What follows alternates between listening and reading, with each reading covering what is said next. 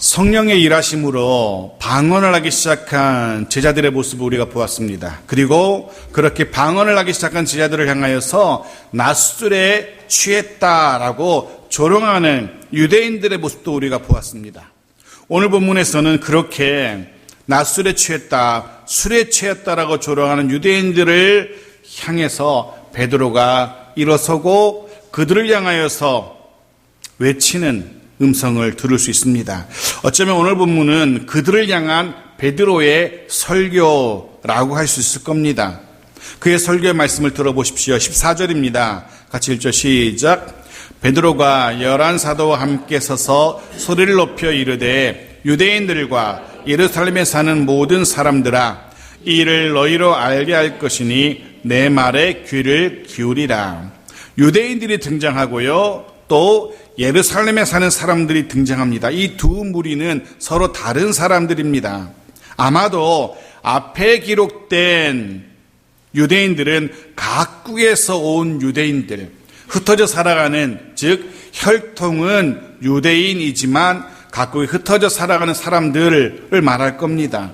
이들이 제자들이 방언하는 것을 듣고 놀라게 되죠. 자기들이 살아가고 있는 그 지역의 말로 제자들이 말하는 것 들으면서 놀랐던 사람들입니다. 그리고 뒤에 기록된 예루살렘에 사는 모든 사람들, 이 사람들은 원래 예루살렘에 살던 사람들, 즉 유대인들, 유대 지역에 살아가고 있는 원래 유대인들을 말합니다. 아시는 것처럼 바로 이 사람들은 방언을 모릅니다. 외국말을 모릅니다. 그래서 외국말 하는 제자들을 향해서 술에 취했다라고 조롱한 사람들, 바로 그들입니다. 근데 베드로는 단지 자신들을 조롱하는 그 유대인들, 예루살렘에 사는 사람들뿐 아니라 저 먼 곳에서 살다 모인 모든 사람들을 대상으로 하여서 설교 말씀을 이야기를 시작하고 있는 겁니다. 이렇게 시작합니다. 15절 같이 읽죠. 시작. 때가 제3시니 너희 생각과 같이 이 사람들이 취한 것이 아니라. 유대의 시간은 우리나라 시간과 6시간의 차이가 납니다. 성경에 나오는 시간에 플러스 6을 하면 우리의 시간과 같습니다. 즉 우리의 시간 오전 9시가 성경에 기록된 제3시입니다. 오전 9시입니다. 베드로는 그렇게 이야기합니다. 자신들은 취한 것이 아니다. 술에 취해서 헛소리로 중얼거리는 것이 아니다 라고 분명히 밝힙니다. 그 이유도 이야기합니다. 때가 제3시기 때문에 우리는 술에 취한 것이 아니다 이렇게 말해요. 이게 무슨 말이냐면 6월절 혹은 오순절 절기, 즉 하나님 앞에서 절기를 지킬 때에는 유대인들은 오전은 금식을 하게 되어 있습니다. 해서 포도주는 물론이거니와 아무것도 그들은 마시지 않습니다. 아무것도 먹지 않습니다. 당연히 베드로를 비롯한 그 제자들 다 유대인들이기 때문에 그 절기에 금식합니다. 포도주는 둘째치고 아무것도 먹지 않았다는 겁니다. 제3시는 그런 시간입니다. 금식하는 시간입니다. 그러기에 취한 것이 아니라라고 분명히 이야기합니다. 그렇다면 제자들이, 유대인들이 듣기에 헛소리하는, 저 방언하는 것 도대체 이유가 무엇일까? 그들이 방언을 하기 시작하는 것 어떻게 해석해야 되는가? 베드로가 말을 이어갑니다. 16절입니다. 같이 읽죠. 시작. 이는 곧 선지자 요엘을 통하여 말씀하신 것이니 일러스되.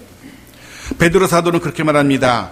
제자들이 방언을 하게 된 것, 그것 선지자 요엘의 예언의 성취다라고 이야기합니다. 요엘, 선지자 요엘에 예언했던 것이 성취된 것이라고 말합니다. 유대인들은 구약 성경에 아주 능숙한, 익숙한 사람들입니다. 정통 유대인들은 토라, 구약 성경을 아예 다 외웁니다. 아예 다 토시 하나 틀리지 않고 외워버려요. 왜냐하면 그들은 말을 하게 되고 말귀를 알아듣게 되는 4살이 되면 하루에 3시간 이상씩 모세오경을 외우도록 합니다. 계속해서 4살 때부터 평생 모세오경을 외우기 시작해요. 그리고 성인이 되는 13살 성인식을 합니다. 성인식 할 때 모세오경 중에 한 권을 아예 암송을 하도록 합니다. 그래야만 성의식을 거칠 수 있어요. 그만큼 유대인들은 구약 성경에 능한 사람들입니다. 물론 그 뜻을 낱낱이 다 알지는 못하지만 그것을 해석해주는 바리새인이라든가 서기관들이 필요하긴 하지만 여하튼 유대인들이라면 구약 성경에 익숙한 사람들입니다. 해서 요엘이 누구인지 그가 어떤 예언을 했는지 정도는 다 알고 있어요. 지금 베드로는 유대인들에게 그들에게 익숙한 요엘이라는 선지자의 이야기로 설교 말씀을 시작하고 있는 겁니다. 그들이 금방 이해할 수 있도록. 말씀을 묵상하면서 잠깐 그런 생각을 해보았습니다. 우리가 이 시대에 복음을 우리 친구들에게, 가족들에게 증거할 때 그때도 이런 지혜가 필요하다는 생각을 해봅니다. 그들의 연령대에 맞게, 그들의 관심사에 맞게, 그들의 언어와 그들의 눈높이에 맞게 복음을 전해야 됩니다. 또 기도할 필요도 있습니다. 성령께서 우리들 각 사람에게, 또 여러분 모두에게 지혜 주셔서 가장 적당한 방법으로 복음을 전할 수 있도록 성령의 지혜를 구해야 됩니다. 나는 못한다고 주저하지 마시고 포기하지 마시고 성령의 도우심을 구하십시오. 그러면 주의 성령이 분명 마땅히 말할 수 있는 방법들을, 말할 것들을 가르쳐 주실 겁니다. 베드로는 지금 자신들이 각 나라의 방언을 말하고 있는 것이 선지자 요엘의 성취라고 접근하고 있어요. 그렇다면 그 선지자 요엘이 무슨 예언을 했는지 들어보십시오. 17절입니다. 같이 읽죠. 시작.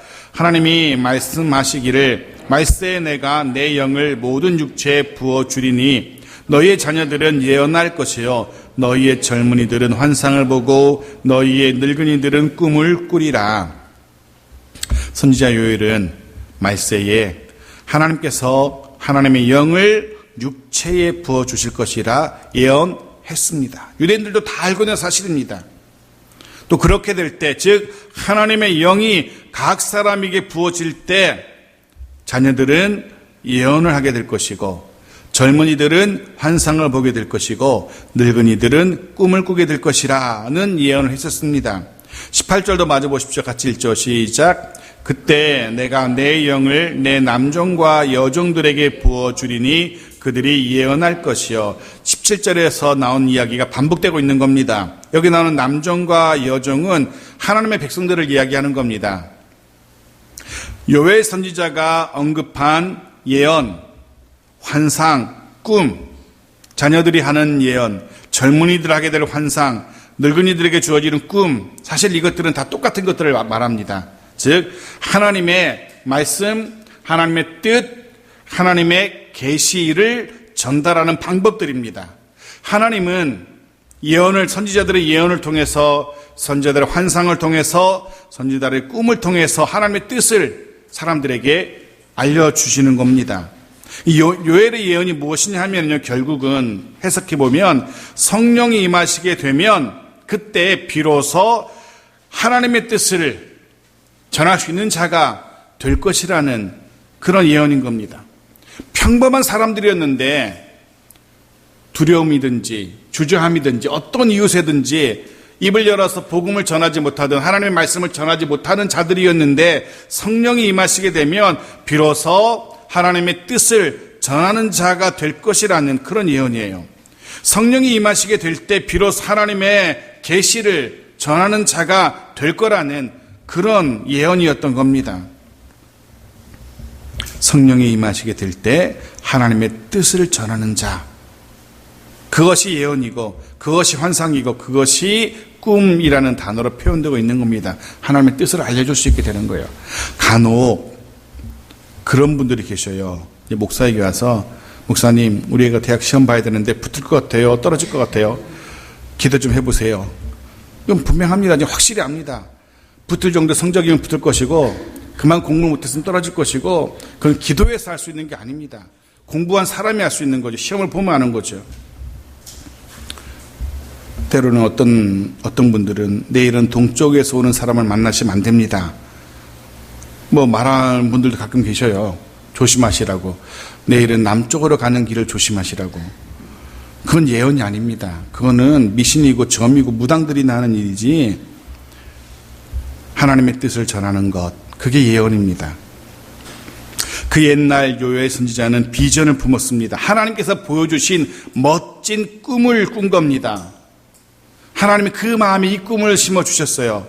때가 되면 하나님의 백성들이 모두가 하나님의 심장을 가지고 하나님의 말씀을 선포하게 되는 그런 꿈을 요엘이 꾼 겁니다. 때가 되면 하나님의 백성들 모두가 하나님의 말씀을 들고 하나님의 뜻을 들고 하나님의 방법을 가지고 하나님의 계획을 가지고 온 백성을 향하여 외치게 되는 그날을 꿈꿨던 겁니다. 그날에는 어떤 장애에도 주저하지 않고 아무런 거리낌도 없이 어디서나 누구에게나 복음을 전할 수 있는 시대가 올 것이라는 그런 꿈을 요엘이 꾸었던 겁니다.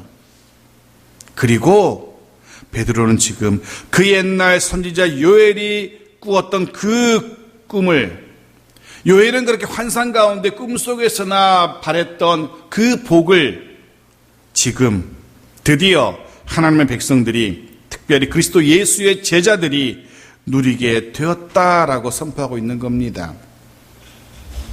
요엘은 이 일이 하나님의 영이 부어질 때 있게 될 것으로 예언했었습니다. 그 영이 지금 부어진 겁니다. 요엘이 예언했던, 모두가 하나님의 심장으로 하나님의 말씀을 대언하게 되는 그 때가 드디어 영이 부어짐으로 시작된 겁니다. 본문에 사용된 영이 부어지다라는 이 단어는요, 소낙비가 오듯이 막 퍼붓는 것을 이야기합니다. 우산 같은 것도 아무 소용이 없는 겁니다. 사방으로 비가 들이쳐서 막을 수 없는 겁니다. 아무도 그 무엇도 막을 수 없는 상황을 이야기합니다. 성령이 오시면 그렇습니다. 남녀노소를 가리지 않습니다. 신분과 연령도 제한이 없습니다. 그가 많이 배웠는지 덜 배웠는지도 중요하지 않습니다. 아무 상관이 없습니다. 주의 영이 임하기로 작정한 그에게는 주께서 영을 부어주십니다. 소나기가 오듯이 거부할 수 없도록. 그리고 그때가 되면 하나님께서는 그를 통하여 하나님의 뜻을 선포하게 하신다는 겁니다. 오늘 저와 여러분에게도 그런 주의 은혜가 부어지기를 간절히 소원합니다. 거부할 수 없는 하나님의 은혜가 저와 여러분에게 부어지기를, 저 여러분에게 주의 성령이 부어지기를 소원합니다. 그리하여서 우리도 초대교회의 주의 제자들처럼 주의 뜻을 알아갈 수 있기를 간절히 소원합니다. 우리도 그들처럼 담대히 주의 복음을 선포할 수 있는 자 되기를 간절히 소원합니다. 나아가서 우리뿐 아니라 우리의 가정이 주변의 이웃들에게 복음을 증거하는 선한 통로가 되어지기를, 그리고 우리 교회가 주변 사람들에게 복음을 맛볼 수 있는, 복음을 증거하는 복음의 통로가 되어지기를 간절히 소원합니다. 이 일이 어떻게 가능합니까? 주의 은혜가 부어질 때, 주의 성령이 충만하게 부어질 때 가능합니다. 그래서 주의 성령을 우리는 간절히 사모해야 되는 겁니다. 충만하게 부어지도록. 베드로의 설교가 이어집니다. 19절입니다. 같이 읽죠. 시작. 또 내가 위로 하늘에서는 기사를, 아래로 땅에서는 징조를 베풀리니 곧 피와 불과 연기로다. 자, 그렇게 요엘의 예언이 성취되는 때, 즉 성령이 부어지고 하나님의 백성들이 하나님의 뜻을 알게 되고 그 뜻을 선포하게 되는 그때가 어떤 때인지, 특별히 요엘은 말세라고 이야기하면서 그 징조가 있을 것이라 라고 얘기해요. 그 징조가 무엇입니까? 증거가 무엇입니까? 피와 불과 연기. 한번 생각해 보십시오. 피, 불, 연기. 어떤 장면이 연상되십니까? 어디서 주로 발견할 수 있는 겁니까? 피랑 불이랑 연기. 전쟁입니다. 전쟁. 주의 성령이 부어져서 하나님의 백성들이 하나님의 뜻을 깨닫게 되고 그것을 선포할 수 있게 될 때, 그때가 말세인데, 그 말세의 징조가 무엇이냐? 사방에서 전쟁의 이야기가 들릴 때라는 겁니다. 여러분 한번 생각해 보십시오. 지금이 말세일까요? 아닐까요? 말세입니다. 확실합니다. 말세의 징조가 뭐라고요? 전쟁이라고 그랬어요. 전쟁. 여러분 한번 우리가 주변으로 눈을 살짝만 들어보면 금방 알 수 있어요. 주변에서 이 치열한 전쟁들, 총칼은 안 들었지만, 총칼은 들지 않았지만 더 무섭게, 더 치열하게 전쟁이 진행되고 있습니다. 사람과 사람이 나뉘어서 싸우고 있어요. 요즘 보십시오. 광화문이랑 서초동이랑 나눠서 싸우고 있잖아요. 서로를 향해서 양보할 수 없는 전쟁을 거듭합니다. 노년층과 젊은 층이 나뉘어서 싸웁니다. 세대와 세대가 나뉘어서 전쟁 중이에요. 서로를 이해하려고 하지 않습니다. 심지어 교회와 교회도 나뉘어서 싸웁니다. 교회를 향하여서 욕하고 비난하고 또 그들은 또 변명하고 또 비난하고 교회와 교회도 싸워요. 나라와 나라도 전쟁 중입니다. 진짜 전쟁. 지난 목요일 뉴스를 들어보니까 터키라는 나라가 인근에 흩어져 살아가는 쿠르드족을 향하여서 전쟁을 시작했다라는 그런 뉴스가 보도되기도 하더라고요. 크고 작은 전쟁이 끊이지 않는 우리의 세상입니다. 말세가 확실하다는 겁니다. 20절도 보십시오. 20절 같이 읽죠. 시작. 주의 크고 영화로운 날이 이르기 전에 해가 변하여 어두워지고 달이 변하여 피가 되리라. 크고 영화로운 날. 유대인들은 이 표현이 뭘 말하는지 알아요. 크고 영화로운 날. 즉 마지막 심판의 날이라는 것을 알고 있습니다. 이 표현 크고 영화로운 날은 이 표현이 말세, 심판의 때라는 그런 관용적인 표현이에요. 그날에는 해가 빛을 잃게 될 것이고 달도 피가 될 것이라. 무시무시한 심판의 날이기 때문에 해가 빛을 잃게 될 것이고 달도 피로 물들 것이라 라고 그렇게 이야기하고 있어요. 온 세상이 피와 불과 연기로 가득하게 되는 겁니다. 그 연기 때문에 해도 빛을 잃게 될 것이고 그 피와 그 불로 달이 핏빛이 되는 겁니다. 도무지 그 속에서 아무도 단 한 사람도 살아남을 자가 없을 것 같아요. 그 말세, 그 재앙의 날에 단 한 사람도 살아남을 자가 없을 것 같습니다. 모든 세상이 피와 불과 연기로 가득한 세상이라서. 그런데 아닙니다. 그런 날에도 그 심판을 면할 수 있는 사람이, 그 속에도 살아남을 수 있는 사람이 있답니다. 심지어 해도 빛을 잃고 심지어 달도 변해서 피로 변하는 그 무서운 날에도 살아남을 자가 있대요. 21절 보십시오. 누군지. 같이 읽죠. 시작. 누구든지 주의 이름을 부르는 자는 구원을 받으리라 하였느니라. 아멘. 그 무서운 재앙의 날에, 그 심판의 날에, 그 말세에, 그 전쟁의 날에 주의 이름을 부르는 자, 그들은 구원을 받게 될 겁니다. 주의 이름을 부르는 자, 그들은 심판과 재앙을 면하게 될 겁니다. 누구라고요? 주의 이름을 부르는 자. 사실 이 말은 이 베드로의 설교를 듣는 유대인들에게는 말 그대로 충격 그 자체였을 겁니다. 왜냐하면 크고 영화로운 날, 즉 심판의 날에 구원받을 사람들은 그들은 누구라고 생각하고 있습니까? 자기들, 유대인들만이, 세상 모든 사람들 중에서 유대인들만, 선민인 자기들만 구원을 받을 수 있다라고 그런 자부심을 갖고 살아가던 사람들이 유대인들이었어요. 선민의식이라고 그러잖아요. 그래서 유대인들 외에 이방인들이 구원받고 싶으면 어떻게 해야 돼요? 유대교로 개종을 해야 돼요. 유대인이 되어야만 됩니다. 그래야만 그도 구원을 받을 수 있어요. 그런데 베드로는 전혀 다른 이야기예요. 율법을 소중히 여기며 그것을 지키기 위해서 심지어 무죄한 자도 죽였던 율법의 사람들이 구원을 받는 것이 아니라 주의 이름을 부르는 자, 그들이 죽인 예수 그리스도의 이름을 부르는 자가 구원을 받게 될 것이라는 충격적인 선언을 베드로가 지금 하고 있는 겁니다. 우리처럼 주의 이름을 부르는 자만이 구원을 받게 되는 겁니다.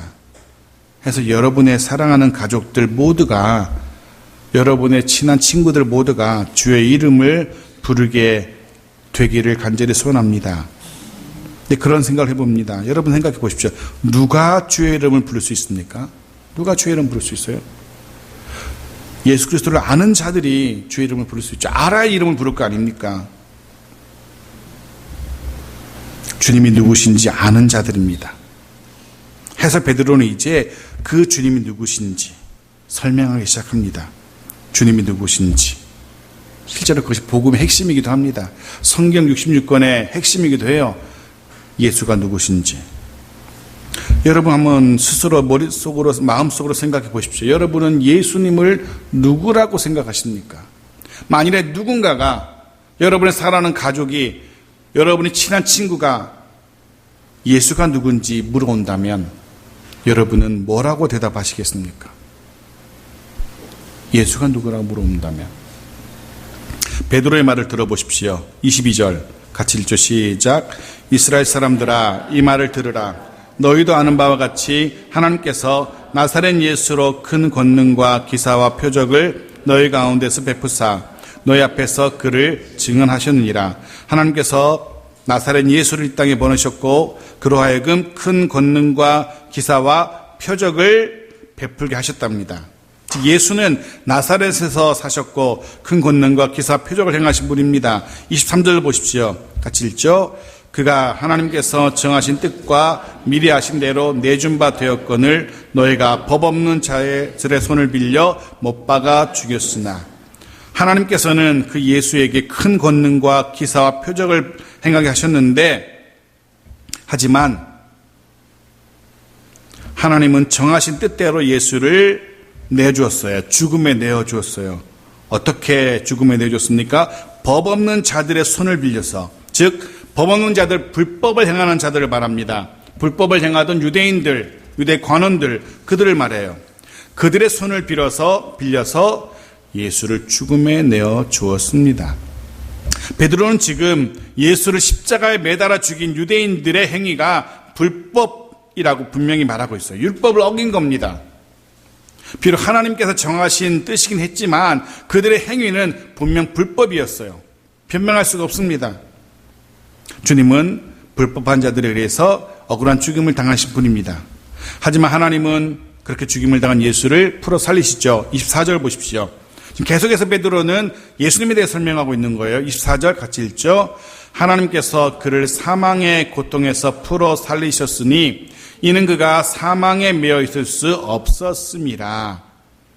하나님께서 그를 풀어 살리셨어요. 여기 고통이라는 단어가 쓰이고 있는데요. 사망의 고통이 고통이라는 단어, 원래 의미는 덫이라는 뜻이에요. 덫. 짐승을 잡는 덫. 하나님께서 예수 그리스도를 붙들고 올가매고 있던 사망이라는 덫에서 그 덫을 풀어서 살리셨다는 겁니다. 이 본문을 묵상하면서 그런 기도를 드렸습니다.